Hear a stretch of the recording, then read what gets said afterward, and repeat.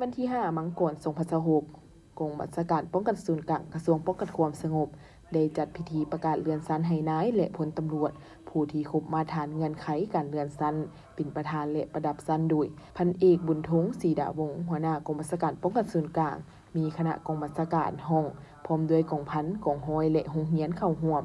ในพิธีพันโทศรีวิไลวงศ์พิมพ์หัวหน้าห้องการเมืองกองบัญชาการป้องกันศูนย์กลางได้ผ่านข้อตกลงของรัฐมนตรีกระทรวงป้องกันความสงบข้อตกลงของกรมในการเมืองป้องกันความสงบและข้อตกลงของกองบัญชาการป้องกันศูนย์กลางว่าด้วยการเลื่อนชั้นให้นายและพลตำรวจมีทั้งหมด52สหายในนี้เลื่อนชั้นพันตรีขึ้นพันโทจำนวน7สหายหญิง3สหายห้อยเอกขึ้นเป็นพันตรีจำนวน4สหายหญิง1สหายห้อยโทขึ้นห้อยเอกจำนวน2สหายหญิง1สหายห้อยตีขึ้นห้อยโทจำนวน13สหายหญิง3สหายวาทีขึ้นห้อยตีจำนวน3สหายหญิง2สหาย10เอกขึ้นวาทีจำนวน21สหายหญิง5สหายและชั้น10โทขึ้นชั้น10เอกจำนวน2สหาย